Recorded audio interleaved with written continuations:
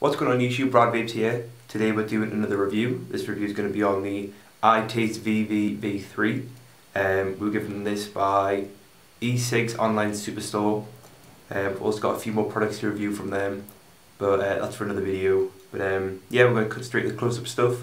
Going to talk about all the specs, going to show you everything close up, and then we'll go back to the face cam section of the video and we'll talk about what we like and dislike about it. Okay, so this is the box that it comes in. You can see you've got the charging cable, you've got the device itself. If you turn it over, you can see iTaste VV. This is the version 3 of the iTaste VV, which is a variable voltage and variable wattage. And if we turn it this way, you'll be able to see that the voltage can be adjusted in 0.1 increments from 3.3 volts to 3.5. Variable wattage can be adjusted in 0.5 increments from 6 watts to 11 watts. It's got an ohm meter. And we'll just open this up and we'll talk about everything, show close-ups of each individual feature and talk about them. So we'll just take out this charger first, and I don't know if you'll be able to see this since it's quite close up, but the charger itself, you can pull these cables and now it's probably about 2 feet long, and then it all winds back up to a very small, few inches long. So that's one good thing, a retractable charger, that's pretty cool. Then we've got the device itself, and by the way these are both in a sort of foamy material, so they're both safe in there. So this is the device itself, and underneath this foam material you're going to find a manual for how to dispose of the battery if you ever don't want it, and a user manual. But it's a pretty easy device to use, so they're, for me anyways, they're pretty useless, but if you want to know them little details then feel free to read that yourself. Here's the battery itself. If there's any marks in it, it is because I've been using it for the past week or so, just so I can see how much I really do like it.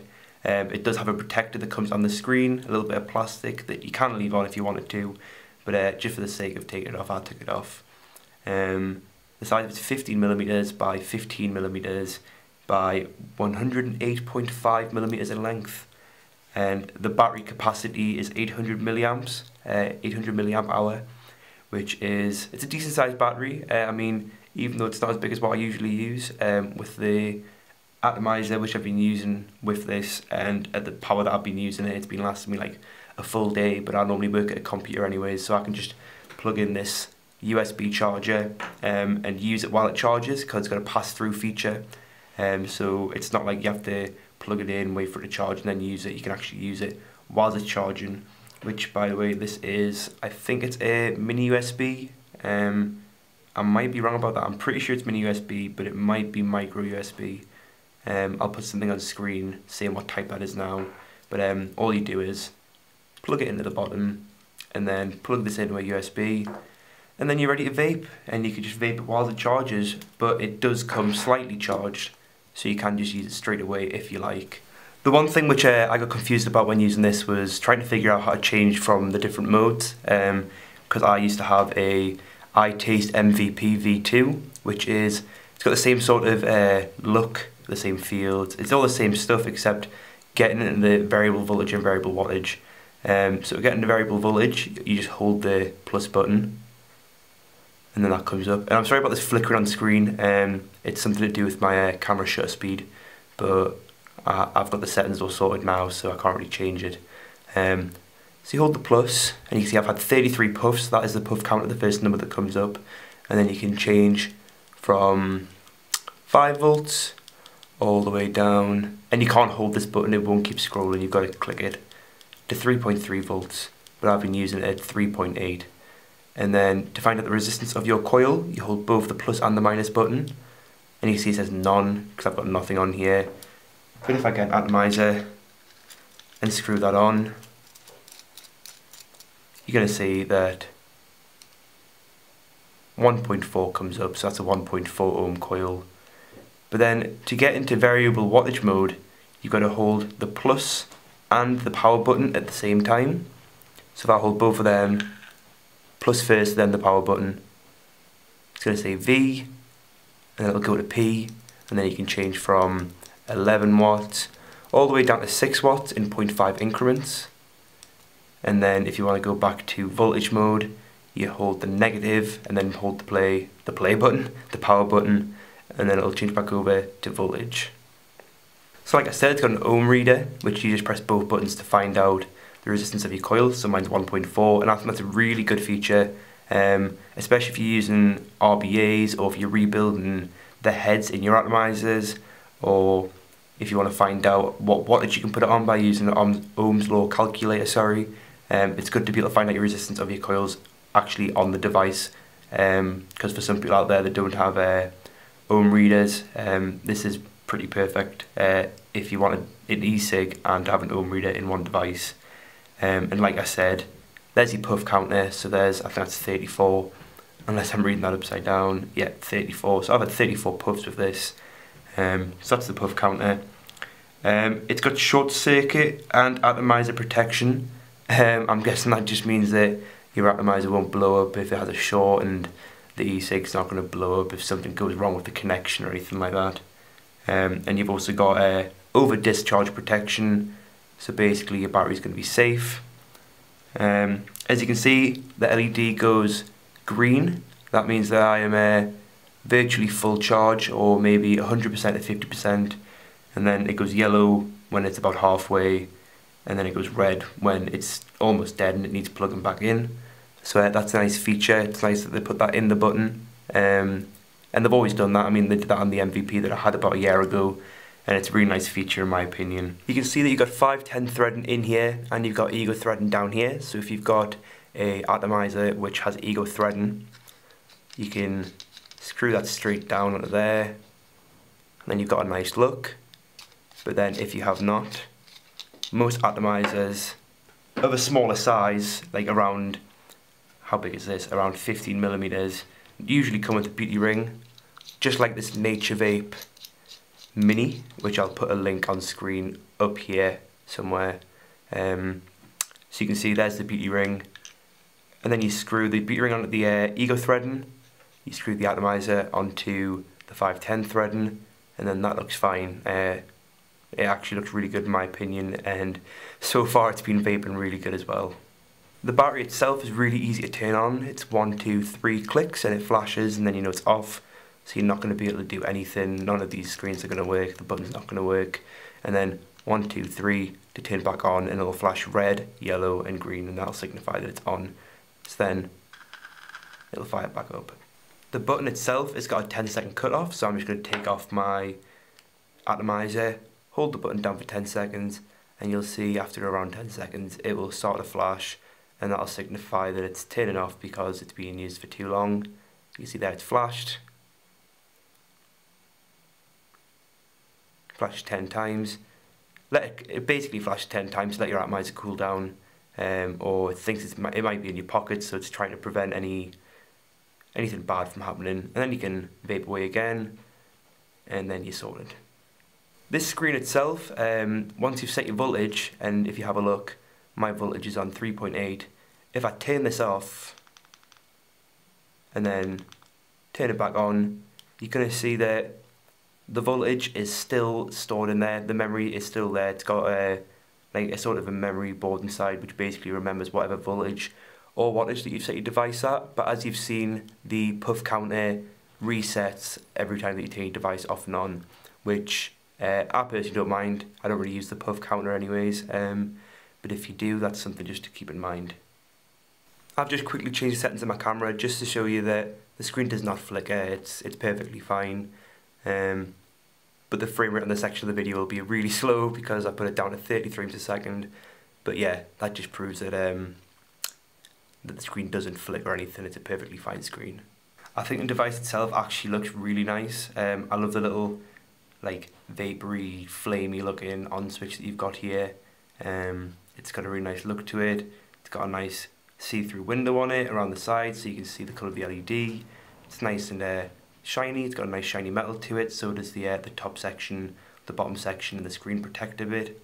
And then you've got these little nubs on the side, which I think it's basically just holding this body in place. The logo itself is nice. It's got a little tiny hint of green. It's got a nice logo. You can see that it's kind of sparkly. It's a sparkly white, like a sort of pearlescent white. which looks really nice. As you can see, the metal bits are fingerprint magnets, sorry. That's nothing to really get worked up about. The buttons, like, that's a really nice clicky sturdy button. These buttons are nice and clicky as well, but if you listen, you can hear the buttons are a little bit loose. So if you bother dry rattling buttons, that's something to keep in mind, but I mean, it's nothing to get worked up about again. You've got the proper information at the bottom saying don't dispose of just by putting it in a bin. This has actually got a little flat edge, so if you wanted to stand it up, you can see that's standing up perfectly fine. It's not going anywhere. I mean, it'll wobble, but it's standing up perfectly fine. The 510 pin is not adjustable. If you do want to adjust it, if it accidentally goes too low down because you've screwed an atomizer on too low, you're going to have to get a screwdriver down there, or a flathead screwdriver, and prise it up a little bit. And if anyone doesn't know what I mean, give me an inbox and I'll explain that to you a bit more thoroughly. But yeah, only the things I've got to say is, obviously you want to know that you're staying safe, but since it's a regulated device, you can't really sub-ohm or anything like that. You can on some regulated devices, but with this one you can't.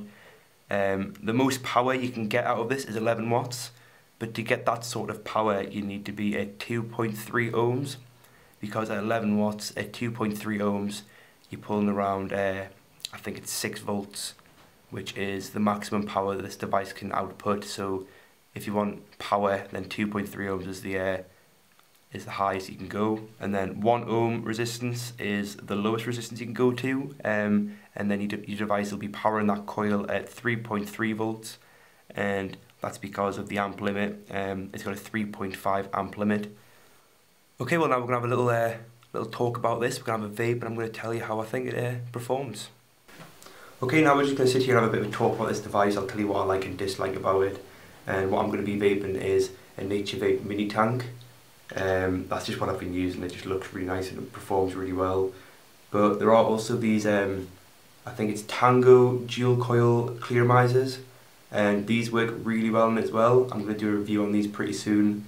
They're from usig.co.uk. That's another review which you can look forward to, and possibly a giveaway because they sent me out a bunch of these, and I'm probably not going to use them all, so that might be a giveaway that's coming up. But they're really good as well. But yeah, we're just, for the sake of using it, I'm using my NatureVape Major because I love the way it performs, and it looks really good as you've seen in the close-ups. But so I'm vaping at, haven't got the lights turned on, that would be a good idea. I'm vaping this at 3.9 volts, and it's a 1.4 ohm coil. All the coils from NatureVape are 1.4 ohm coils, so I don't really need to check the resistance, but just for the sake of checking, I checked it. So we see how it vapes.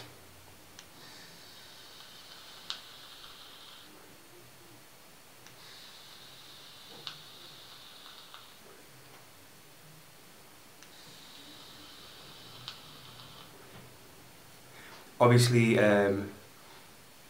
for me that's performing really well, but obviously that depends on what e-liquid you're using, what tank you're using, the coil which is in the tank, the wicking material, the PG-VG ratio of the liquid, the voltage or the wattage that you're running it at. There's loads of variables, the airflow, everything's a variable, so the performance is going to vary for everyone, unless you basically are using the exact same setup as me. And if you are, then you're going to be vaping happy because it's performing really well. I'll quickly whack on this, I think it's Tango dual coil clearizer, just so you can see how that performs as well. It's empty now, but I mean the wicks are still completely saturated because I just had a little vape of it before. So I'll just run this, well, it's a 1.4 ohm coil again, so I'm just going to run it at the same power because I just find that would be a bit of a sweet spot for me.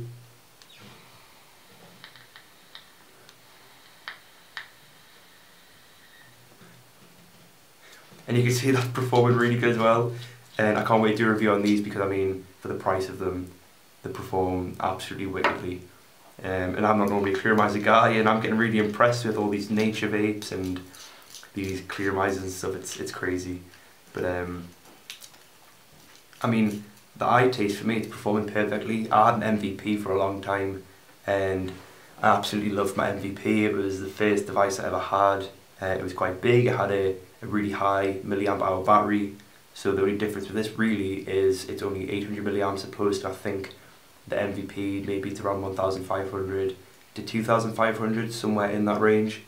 But this is just performing exactly the same. So yeah, the colour itself, I would have personally chose white. I would have chose black or the grey, but I mean, it's actually quite a nice clean looking thing. Like it looks clean and white and just pristine, and my cat's going crazy.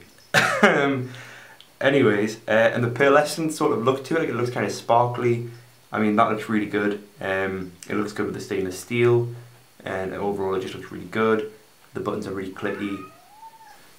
But I mean, other than that, I mean, this has been lasting me like nigh on the whole day, at 3.8, 3.9 volts, so obviously not using the max power that it can offer, so it's not going to drain as fast as it would if you're using it at 5 volts or 11 watts. But I mean, it's just, it looks really good, it's performing really good.